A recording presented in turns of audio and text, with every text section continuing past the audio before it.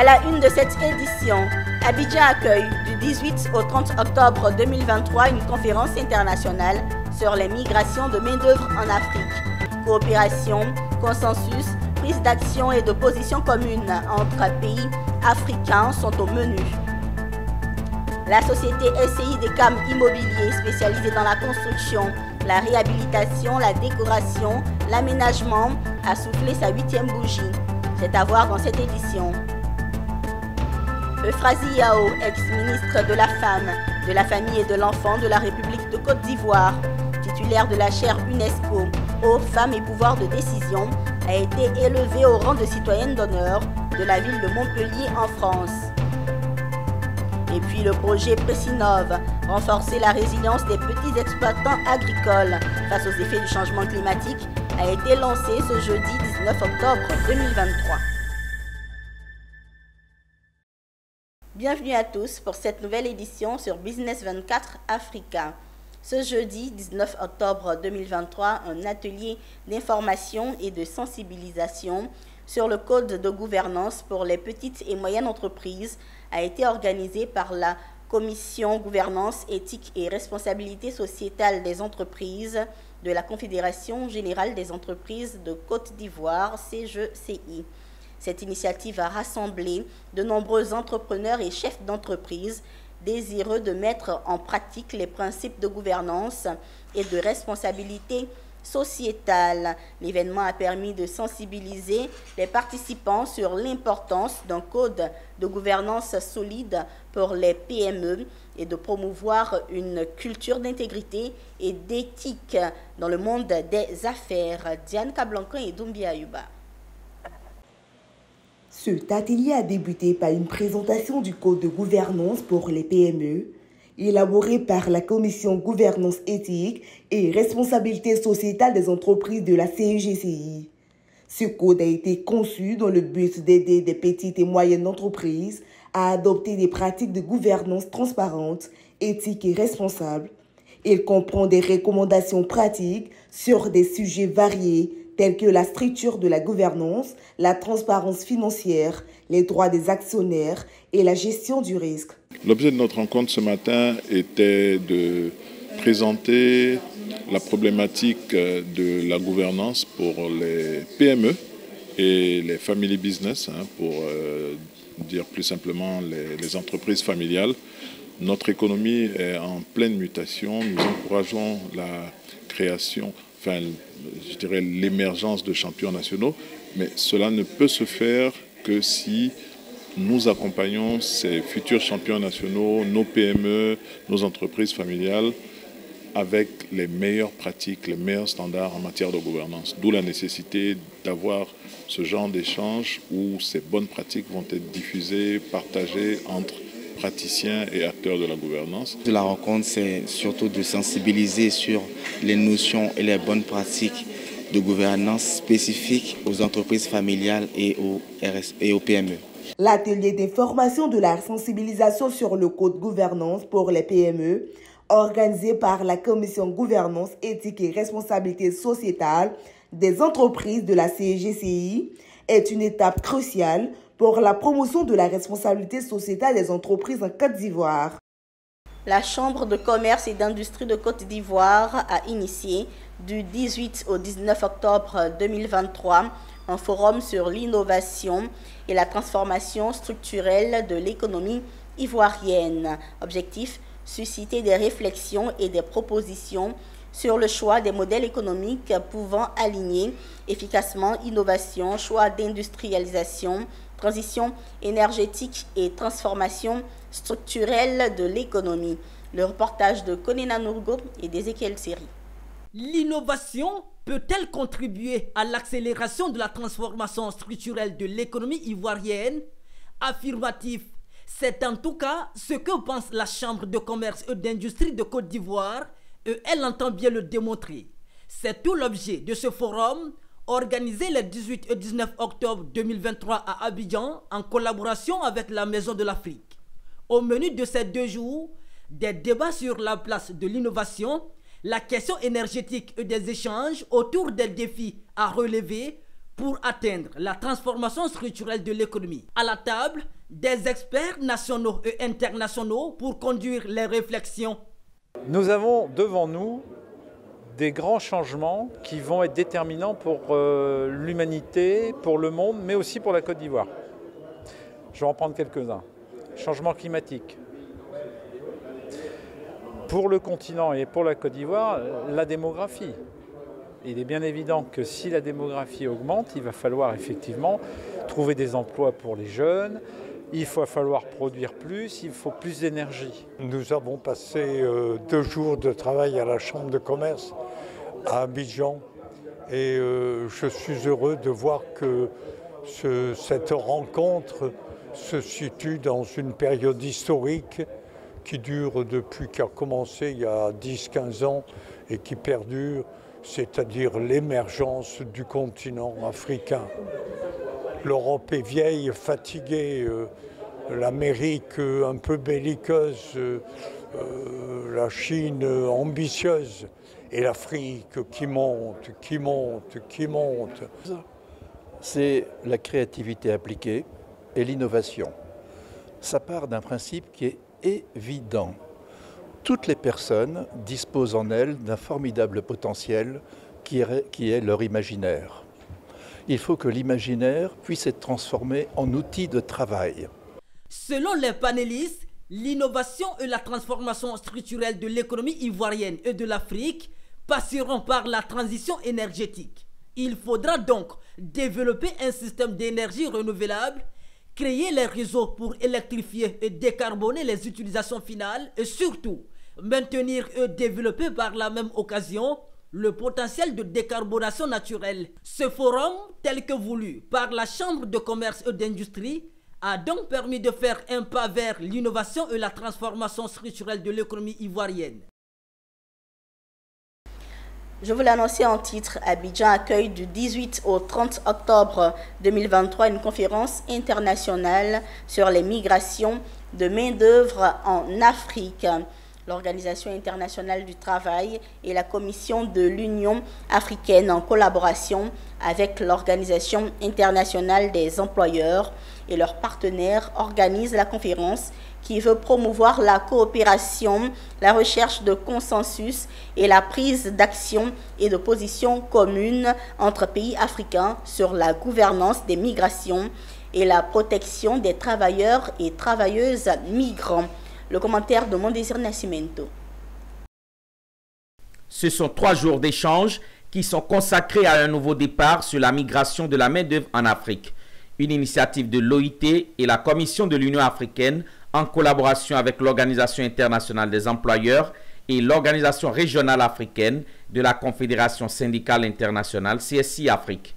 Cette initiative à l'échelle continentale vise à promouvoir la coopération, la recherche de consensus et la prise d'action et de position commune entre les pays africains sur la gouvernance des migrations, de la main-d'œuvre et la protection des travailleurs migrants.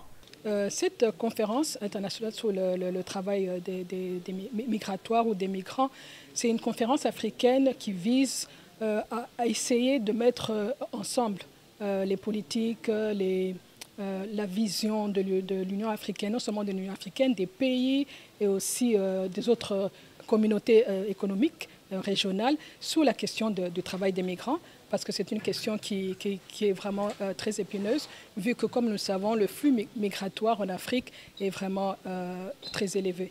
En tant que pays carrefour de la sous-région, mais aussi ayant comme point fort sa capacité d'accueil et d'intégration, c'est la Côte d'Ivoire qui accueille ce grand rendez-vous. Alors c'est un message de solidarité et surtout un message de collaboration que la Côte d'Ivoire souhaite qu'il puisse être partagé par les différents participants de manière à ce que ensemble il puisse y avoir des positions et des actions qui soient au bénéfice des travailleurs migrants. Les assises de la conférence se terminent ce 20 octobre 2023. Il est attendu des auditeurs venus du Cameroun, de la Côte d'Ivoire, de l'Éthiopie, du Ghana, du Kenya, Malawi, Maroc, Nigeria, Somalie, Soudan du Sud et l'Ouganda, un acte fort qui marquera un changement dans l'histoire de la migration de la main-d'œuvre africaine. Parlons à présent d'un programme de mentorat dédié aux femmes dans le domaine des énergies renouvelables et de l'efficacité énergétique en Côte d'Ivoire. Initié par la coopération allemande par la GIZ, le projet, qui est à sa 2e édition, vise à augmenter de manière considérable la participation des femmes dans le secteur énergétique. Le projet a été lancé ce 19 octobre 2023 à Abidjan. Autre détail avec Walter Kofi et Tima Traoré. 20 mentors, des modèles féminins, toutes actives dans les domaines de l'énergie renouvelable et de l'efficacité énergétique. Elles auront pour rôle de prendre sur leur coupole d'autres jeunes femmes en formation sur une période de 6 mois, pendant lesquelles elles devront les coacher dans les domaines des énergies. Un projet de mentorat dédié aux femmes, lancé une seconde fois par la coopération allemande GIZ, dont l'intérêt est de susciter de l'enthousiasme de la part de la gente féminine, de sorte à relever leurs proportions sur le marché des énergies renouvelables ivoiriens, où elles occupent un taux de moins de 25%. Ce programme de mentorat, c'est important parce que ça associe les deux thèmes. Donc on renforce d'un côté le savoir-faire dans la matière technique des énergies renouvelables, d'efficacité énergétique, et de l'autre côté on renforce les femmes de prendre leur place dans ce secteur, dans cette thématique où ils sont déjà encore pas bien représentés. C'est heureux, le ministère est content que la GIZ et le secteur privé s'associent pour traduire concrètement en actes le genre. En plus d'être salué par le ministère de la Femme, de la Famille et de l'Enfant, ce projet de mentorat dédié aux femmes dans l'énergie renouvelable et l'efficacité énergétique bénéficie de l'accompagnement de la Fédération ivoirienne des associations en efficacité énergétique et énergie renouvelable et climat, FIACE. Il faut dire que c'est une activité qui nous permet en fait de passer le relais en tant que mentor, en tant que personne ressource à des femmes, à des jeunes filles pour les encourager dans le secteur des énergies renouvelables, qui est un secteur d'avenir, mais qui est entre guillemets réservé entre-temps aux hommes. Notons que ce programme rentre dans le cadre du projet Profer 2 2023-2025, mis en œuvre par la coopération allemande. Note festive dans cette édition, la société immobilière SCI Decam a 8 ans. 8e anniversaire que l'entreprise spécialisée dans la construction, la réhabilitation, la décoration d'intérieur ou encore l'aménagement d'espaces verts a voulu marquer d'une pierre blanche à travers un repas avec amis, connaissances et clients, mais aussi et surtout à travers des remises de clés de logement. Issa Badini et Doumbia Ayuba ont pris part à l'événement. 8 ans de vie, ça s'est fait. Et pourquoi pas avec la manière. Et la manière, il y en a ici ce soir dans cette salle. Tapis rouge, un gâteau d'anniversaire qui vaut son pesant d'or, des invités de marque sur des tables princiers, un buffet de grands maîtres, le tout au son de l'orchestre non limite. Une manière de dire haut et fort que le jeu, enfin la SCI Decam, en vaut la chandelle. Quel parcours, vraiment. Nous sommes très heureux aujourd'hui de célébrer 8 années d'existence, 8 années de passion, 8 années de rêve qui se concrétisent aujourd'hui. C'est la fête. Je tiens à féliciter chaleureusement la directrice de la SCI Decam pour son incroyable travail tout au long de cette aventure. Vous avez fait preuve d'une vision remarquable, d'un sens aigu de l'opportunité et d'une capacité à surmonter les défis qui se sont présentés sur votre chemin. Et pour marquer d'une pierre blanche les 8 ans d'existence de cette entreprise, quoi de mieux que ces remises de clés? 9 clés de logement au total sont remises à leurs désormais vrais propriétaires à cette occasion. Et pour la directrice générale, ce n'est que le début. Alors nous avons une première tranche qui compte 75 logements. Et nous avons voulu célébrer symboliquement nos 9 premiers clients. C'est de finir déjà la cité Les Résidences Victoria Land qui compte 212 logements, des villas basses, des villas duplex, 4 pièces, des villas duplex 5 pièces, des appartements, Nous avons une école primaire, une garderie, des aires de jeu qui seront bien aménagées. Nous avons aussi un mini-mall en construction. Un moment de joie. Nous sommes vraiment très contents d'avoir reçu la clé de notre maison, d'être propriétaire. Fondée en 2015, la SCI DECAM s'est spécialisée dans la construction, la réhabilitation, la décoration d'intérieur ou encore l'aménagement d'espaces verts.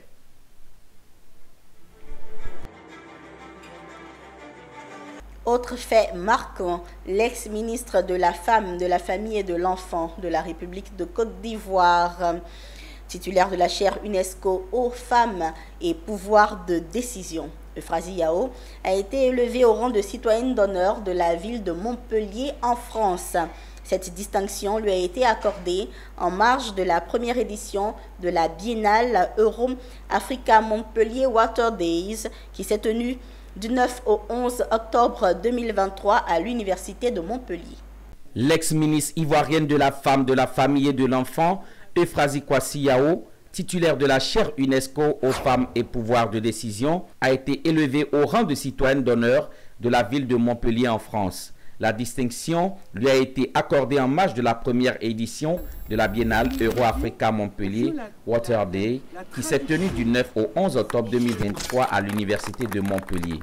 Michael Delafosse, maire de cette ville française, a relevé les initiatives innovantes à impact remarquable sur le renforcement du pouvoir des femmes, la consolidation de la paix et les efforts pour la fourniture d'eau potable et l'assainissement mené par la coordonnatrice du COCOFSI, Compendium des compétences féminines de Côte d'Ivoire. C'est une grande fierté quand je sais ce que représente cette médaille qui a été déjà reçue par plusieurs personnalités, comme le prix Nobel de la paix du RD Congo. Et je me dis que le travail que nous avons fait depuis des années est aujourd'hui reconnu. C'est vrai qu'on a eu d'autres prix avant ça parce que ça fait plus de 30 ans que je travaille dans le domaine de l'eau et du genre et que je travaille avec les femmes pour renforcer leur pouvoir. Et aujourd'hui, c'est encore une grâce. Je dis merci au maire de Montpellier. Merci à la Côte d'Ivoire, notamment à mon président de la République et à son premier ministre, tous ceux qui ont cru en moi dès le départ et qui aujourd'hui font de la chaire UNESCO aux femmes et pouvoirs de décision une référence dans le monde. Et j'étais convaincue que ce qu'on faisait était unique en son genre et dans le monde. Et reconnaître ça par toutes ces personnalités, je me dis que j'ai réussi le pari. Pour l'heureuse récipiendaire, cette reconnaissance vient saluer entre autres la réussite sans précédent du projet d'implication des femmes et des hommes dans la gestion des pompes hydrauliques villageoises améliorées dans une zone rurale ivoirienne, notamment à Diatokro dans le département d'Aboisseau au sud de la Côte d'Ivoire. Un projet qui s'est particulièrement distingué par la pérennité des pompes hydrauliques villageoises améliorées et l'approche genre qui a été utilisée. Euphrasie Kwasi Yao, pour la réalisation du projet, a été promotrice de l'ingénierie du genre en Afrique francophone. La médaille qu'elle porte désormais fièrement fait d'elle une citoyenne d'honneur de la ville de Montpellier. Et c'est ce que je disais hier, la force de notre ville, mais d'ailleurs de toutes les villes du monde, c'est quand elles sont capables d'accepter les apports culturels, scientifiques, de savoir-faire qui viennent d'ailleurs et que ils acceptent de se rencontrer. Rappelons qu'il y a quelques jours, Euphrasie Kwasi Yao était en Guinée où elle a, aux côtés de la première dame Lauriane Doumbouya, lancé le COCOFGI, Compendium des compétences féminines de la Guinée. Le sujet de la résilience des agriculteurs face aux effets du changement climatique est également au menu de ce journal.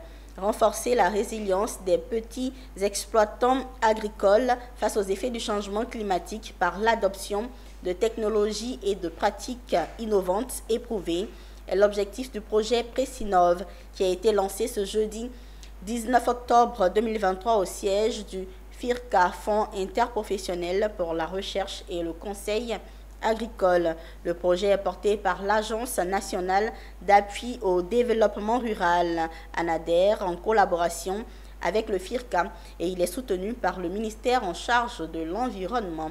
Zénab Dosso, Souleyat Abidoye. Les effets du changement climatique ne font pas cadeau aux populations. Ils ravagent tout sur leur passage. et les secteurs les plus vulnérables sont les plus touchés. Le secteur agricole par exemple, avec les petits exploitants agricoles qui croulent sous le poids des catastrophes. Que faut-il faire? Heureusement que le Fonds interprofessionnel pour la recherche et le conseil agricole a pensé à tout, notamment au projet Précinov porté par l'ANADER pour renforcer leur résilience face aux effets du changement climatique par l'adoption de technologies et de pratiques innovantes éprouvées. Ce projet a été officiellement lancé ce jour après 5 ans d'efforts. À ce sujet, je voudrais assurer tous les partenaires de l'engagement du FIRCA à œuvrer au succès de ce projet afin de garantir à l'État de Côte d'Ivoire une mobilisation plus accrue de ressources financières pour l'adaptation et l'atténuation des effets du changement climatique dans les différents secteurs impactés. Au plan opérationnel, le projet couvrira 29 régions administratives et le district autonome de Yamoussoukro. Le projet Précinov, financé à hauteur de 4 milliards de dollars, est une action rendue possible grâce à l'appui financier du Fonds d'adaptation, du ministère de l'Environnement, du Développement durable et de la Transition écologique et le GGGI, Institut mondial pour la croissance verte. L'initiative vise à donner à 10 millions de petits exploitants les moyens de s'adapter aux conditions climatiques changeantes et d'améliorer leurs moyens de subsistance. Pour rappel, le FIRCA, Fonds interprofessionnel, est la première entité nationale de mise en œuvre de projets de fonds pour l'adaptation. Ce mercredi 18 octobre 2023 s'est tenue dans la commune d'Abobo la cérémonie de présentation du nouveau siège social de la mutuelle des acteurs de la médecine africaine dénommée MAMA. Cette cérémonie couplée à la conférence de presse organisée par le cabinet La Foi pour adorer Dieu vient mettre en avant l'amélioration de la qualité des soins par les plantes et la promotion de la naturothérapie. Michel Brou et Dombi Ayouba. Plus de 30 millions de francs CFA, c'est le coût de la réalisation du siège de la mutuelle des acteurs de la médecine africaine. Les hommes des médias présents à la cérémonie de présentation ont pu découvrir à travers une visite guidée les locaux de cet établissement. Ce chef-d'œuvre est composé de 7 salles entièrement équipées, destinées à l'accueil des patients et la production de médicaments traditionnels. Ces locaux comprennent entre autres des salles d'attente, de consultation, une pharmacie de stockage, d'étiquetage, des bureaux et un laboratoire d'analyse. La réalisation de cet ouvrage s'est effectuée par le docteur Adoutano pour sa connaissance des plantes qui lui a été transmise par Dieu. Il a rappelé l'importance de la naturothérapie dans le traitement de plusieurs pathologies inflexibles face à la médecine conventionnelle. Il y a d'autres personnes que j'ai guéries de plusieurs cancers du sein. Il y a un malade qui est venu ici même il n'y a pas trop longtemps. En venant, la personne a été diabétique de presque 4 grammes de glycémie. On avait amputé son pied. Sa plaie ne cicatrisait pas parce que la glycémie ne descendait pas. Elle est venue ici en 28 jours. Sa plaie est cicatrisée. La glycémie est descendue à 0,67. Le nouveau siège de la mutuelle des acteurs de la médecine africaine se veut une plateforme pour fédérer les praticiens, les chercheurs ivoiriens et africains. Puis le CIDFOR, Centre ivoirien pour le développement de la formation professionnelle, a récemment formé une 50aine de formateurs de techniques d'expression, de l'enseignement technique, de la formation professionnelle et de l'apprentissage. Objectif de ce renforcement de capacité, donner à ces formateurs les connaissances théoriques et les outils pratiques nécessaires pour enseigner efficacement les écrits professionnels. Le commentaire de Konena Nourgo. Ils étaient une 50aine de formateurs de techniques d'expression à se faire former par le Centre ivoirien pour le développement de la formation professionnelle, CIDFOR. 2 jours durant, ces formateurs de l'enseignement technique, de la formation professionnelle et de l'apprentissage ont vu leur capacité renforcée en didactique des écrits professionnels. Et la première chose sur laquelle sont jugés nos enfants qui sortent de nos établissements, c'est la manière dont ils s'expriment. C'est vrai qu'il y a l'aspect technique, l'aspect professionnel, mais la langue. La première chose avant d'avoir accès à une entreprise, c'est la demande d'emploi, c'est la lettre de motivation, c'est l'entretien que les enfants ont quand ils vont dans une entreprise. Et très souvent, les retours qui nous sont faits des entreprises qui les embauchent, nos enfants ont des difficultés à s'exprimer, ils ne parlent pas bien, il y a beaucoup de choses à revoir. Et c'est ce que nous allons essayer de corriger en amont avec les enseignants, les formateurs, les professeurs de techniques d'expression. Le thème de cette année, c'est l'insertion de la jeunesse, une insertion réussie et durable. Donc, quand il y a possibilité de renforcer les capacités des enseignants, des formateurs, cela va rejaillir positivement sur la capacité d'insertion de nos apprenants. Cette formation est la preuve de plus que le CIDFOR a épousé la vision du ministre Nguessan Kofi qui entend œuvrer pour un dispositif de formation professionnelle et technique de qualité, gage d'une insertion réussie et durable des jeunes. Dans cette même vision, le CIDFOR a œuvré pour l'installation des clubs de lecture et d'écriture dans les établissements, l'organisation d'ateliers en faveur des formateurs, mais aussi l'organisation de séances d'immersion des encadreurs pédagogiques et de concours de dictée et d'art oratoire. Rendons-nous à présent à Mans où la Salomon Bezalel Business School a ouvert les portes de son campus. La réunion de rentrée a eu lieu et au cours de la cérémonie, les responsables de l'école ont édifié les étudiants et les opérateurs sur les modules qui seront dispensés. Reportage Théodore Kanga. Le groupe Intelligent Partnership IP est un groupe d'affaires de droit ivoirien. Ce groupe a pour mission d'inciter ses membres à l'entrepreneuriat et à l'investissement. Dans sa stratégie de développement, le groupe a mis en place une école d'affaires dénommée la Salomon Bezalel Business School, SBBS. Le but de la rencontre, comme je l'ai souligné tantôt, c'était de lancer effectivement le démarrage officiel de la première promotion de notre campus de l'école des affaires à Mans. La Salomon Bezalel Business School est une école des affaires qui forme les femmes et les hommes pour en faire des personnes aguerries dans la philosophie et la pratique des affaires.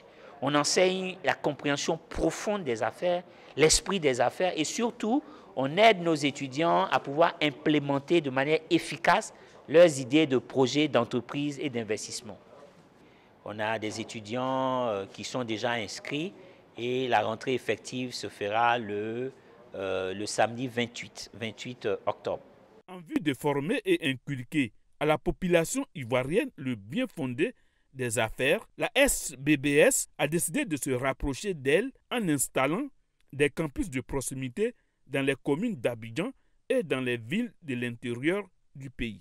L'ouverture du campus de Mans dans l'ouest de la Côte d'Ivoire, couplée de la réunion de rentrée de la première promotion, a eu lieu le samedi 14 octobre 2023 à la grande satisfaction des étudiants et des opérateurs économiques. Vu ce lancement aujourd'hui, j'ai beaucoup appris. Ça me donne encore l'envie d'apprendre sur les affaires. Je compte être bien parmi les étudiants de la première promotion pour que je puisse encore m'améliorer et puis fructifier mes affaires. Je suis très heureuse d'avoir participé à cette formation parce que j'ai été émerveillée par tout ce que j'ai entendu aujourd'hui. Je ne savais pas par exemple qu'une entreprise c'était un bébé et qu'il fallait le nourrir, il fallait le suivre jusqu'à ce que l'entreprise puisse grandir et évoluer. J'ai été ravi d'être invité par l'école des affaires pour une première fois et je pense que je vais m'inscrire pour la formation à venir. J'invite tout le monde à venir se former pour accroître leurs revenus, pour entreprendre et investir plus tard. À Mans, déjà, plusieurs jeunes et femmes se mobilisent pour faire partie de la première promotion des étudiants de la Salomon Business School. En image, le Nigeria, première puissance économique d'Afrique, se dote d'un budget spécial de 34 milliards de dollars pour l'année 2024. Les autorités de l'État fédéral ont annoncé ce budget spécial qui est près d'un 5e plus élevé que le budget 2023 pour relancer l'économie. Le ministre nigérian du budget et de la planification nationale, Atiku Bagoudou, a précisé que le pays se basera sur un prix du pétrole de 73,96 $ pour ses dépenses à un taux de change de 700 naira pour $1. La relance de l'économie nigériane passe également par une production plus grande de pétrole. Le pays s'est donc donné pour objectif de produire 1,7 million de barils de pétrole par jour, soit une hausse de 31% par rapport au niveau de production actuel. Et puis, malgré le contexte politique, à savoir la montée d'un sentiment anti-français dans plusieurs pays africains, les échanges économiques entre l'Afrique et la France se poursuivent. Les acteurs économiques, patrons français, africains, ministres du continent et de l'Hexagone se sont succédés sur la scène d'Ambition Africa, un sommet qui s'est terminé ce mercredi à Paris. Ils ont tous insisté sur les bons chiffres des échanges entre la France et l'Afrique. Les investissements directs à l'étranger français ont doublé en 15 ans en Afrique, atteignant jusqu'à 54 milliards d'euros l'an dernier. Merci, mesdames et messieurs, d'avoir suivi le journal sur Business 24 Africa. Merci de rester sur la télé utile. Nos programmes se poursuivent.